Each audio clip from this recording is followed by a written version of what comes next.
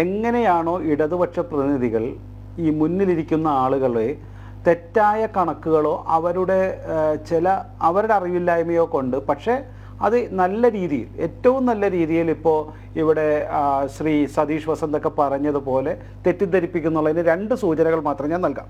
ഞാൻ കൂടുതൽ എനിക്ക് അതിനെക്കുറിച്ച് പറയേണ്ടെന്ന് വെച്ചിട്ടാണ്. ഒന്ന്, അദ്ദേഹം പറഞ്ഞത് ഇത്തവണയും കഴിഞ്ഞ എത്രയോ വർഷങ്ങളായി സർക്കാർ സ്കൂളുകളിൽ, അതായത് അൺഎയ്ഡഡ് അല്ലാത്ത സ്കൂളുകളിൽ വിദ്യാർത്ഥികൾ കൂടുന്നു. അത് കാരണം സ്കൂളിൻ്റെ പൊതുവെ കിഫ്ബി എല്ലാം പണിതത് കൊണ്ട് സംസ്ഥാനത്തെ സർക്കാർ വിദ്യാലയങ്ങളിൽ കൂടുതൽ വിദ്യാർത്ഥികൾ വരുന്നു എന്നതായിരുന്നു അദ്ദേഹത്തിൻ്റെ ഒരു വാദമുഖം. 2023-ലും 2024-ലെയും കണക്കുകൾ പറയുന്നത് 10,153 കുട്ടികൾ സർക്കാർ വിദ്യാലയങ്ങളിൽ കുറഞ്ഞു എന്നാണ് കണക്കുകൾ സൂചിപ്പിക്കുന്നത്. അത് സംസ്ഥാനത്തെ വിദ്യാഭ്യാസ വകുപ്പിൻ്റെ സൂചിപ്പിക്കുന്നത്. അത് ജന്മഭൂമിയിലോ ജനത്തിലോ അല്ല, മാതൃഭൂമിയിലും മാധ്യമത്തിലടക്കം ഇതേ കണക്കുകളാണ് വന്നതെന്നുള്ളത് അദ്ദേഹത്തിൻ്റെ അടുത്ത് സൂചിപ്പിക്കുന്നു. 2023-ലെയും 2024-ലെയും കണക്കുകൾ അദ്ദേഹം നോക്കിക്കോട്ടെ. അൺഎയ്ഡഡ് സ്കൂളുകളിൽ അപ്പോൾ കൂടുകയും ചെയ്തു. 5,052 കുട്ടികൾ അൺഎയ്ഡഡ് സ്കൂളിൽ. അപ്പോൾ ടോട്ടൽ വിദ്യാർത്ഥികൾ കുറഞ്ഞത് കൊണ്ടല്ല, അൺഎയ്ഡഡ് സ്കൂളുകളിൽ 5,052 കുട്ടികൾ കൂടുകയും ചെയ്തു എന്ന് കണക്കുകൾ സൂചിപ്പിക്കുന്നു. അപ്പോൾ അദ്ദേഹം പറഞ്ഞതിൽ ഇത് തെറ്റുണ്ട്. ഇങ്ങനെയാണ് ഈ ഇടതുപക്ഷത്തിൻ്റെ ആൾക്കാർ വന്ന് ഒരു കണക്കില്ലാണ്ട് എന്തെങ്കിലും വായിൽ തോന്നിയത് പറയും. സംസ്ഥാന സർക്കാർ ഇതാ കൂടുന്നു, സംസ്ഥാനത്തെ വിദ്യാഭ്യാസം വികസിച്ചിരിക്കുന്നു എന്നുള്ളത്.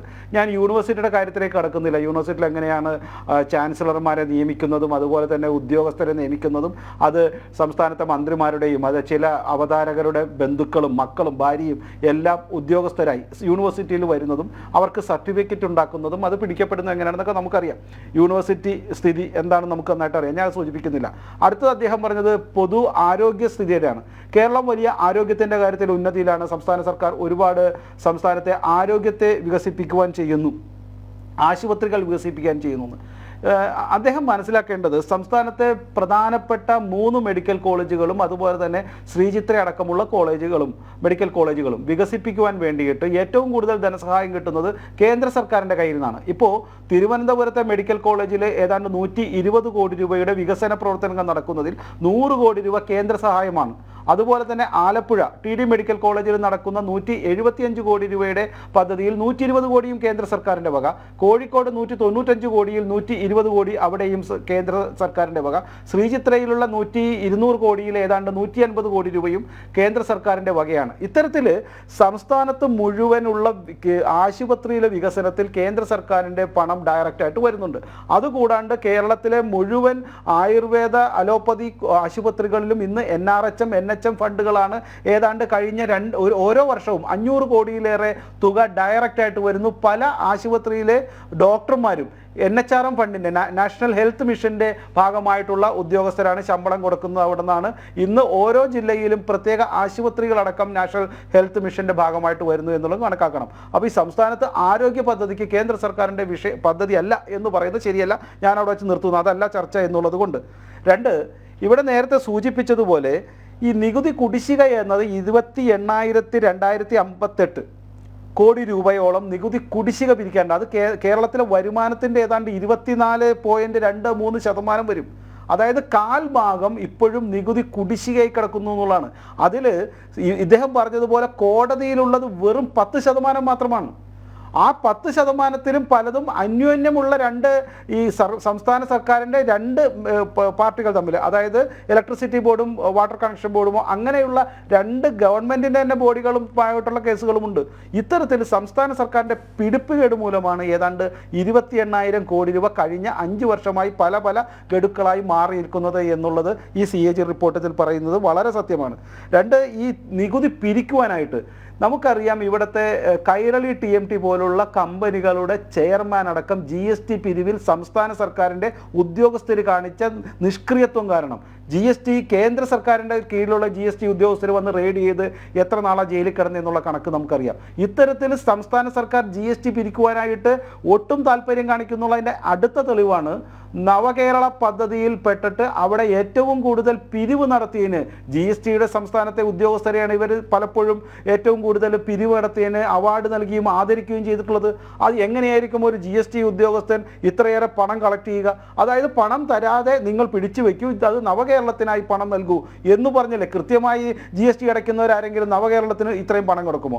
അപ്പോൾ ഇത്തരത്തിൽ GST ഉദ്യോഗസ്ഥരെ വെച്ചുകൊണ്ട് സംസ്ഥാനത്തെ മുഴുവൻ പാർട്ടിയുടെ വികസനത്തിന് വേണ്ടിയിട്ടാണ് ഇത്തരം GST വകുപ്പിലെ ഉദ്യോഗസ്ഥരെ നിയന്ത്രിക്കുന്നത് എന്നുള്ളത് ഏറ്റവും പ്രധാനപ്പെട്ട കാര്യമാണ്.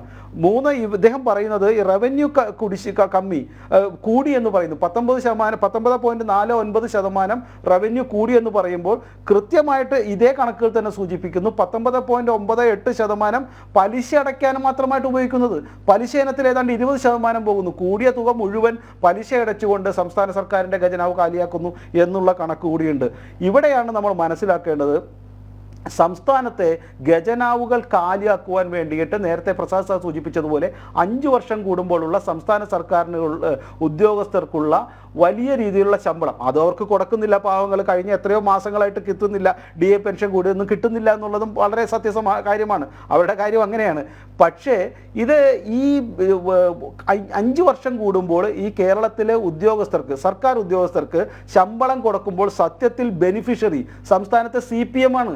കാരണം CPM-ന്റെ അല്ലെങ്കിൽ NGO യൂണിയൻ്റെ കണക്കുകൾ സൂചിപ്പിക്കുന്നത് 85% സർക്കാർ ഉദ്യോഗസ്ഥരും ഈ NGO യൂണിയൻ്റെ CPM-ന്റെ ഒരു പിൻബലത്തിലുള്ള സംഘടനയുടെ ഭാഗമാണ്. ഇവർ കോടിക്കണക്കിന് രൂപയാണ് എല്ലാ മാസവും ഈ ശമ്പളത്തിൽ നിന്ന് ലെവിയായിട്ട് പിടിച്ചുകൊണ്ട് സംസ്ഥാനത്തെ CPM-ന് കൊടുക്കുന്നത്. ഇത് സൂചിപ്പിക്കുന്നത് സംസ്ഥാന സർക്കാരിൽ നിന്ന് ഖജനാവിൽ നിന്ന് സംസ്ഥാനത്തെ ഉദ്യോഗസ്ഥർക്ക് ശമ്പളം കൊടുക്കുന്നു എങ്കിൽ ആ ശമ്പളത്തിൻ്റെ നല്ലൊരു തുക സംസ്ഥാനത്തെ CPM-ന്റെ ബഡ്ജറ്റിലേക്ക് അല്ലെങ്കിൽ CPM-ന്റെ വരുമാനമായിട്ട് മാറുന്നു എന്നുള്ളതാണ്.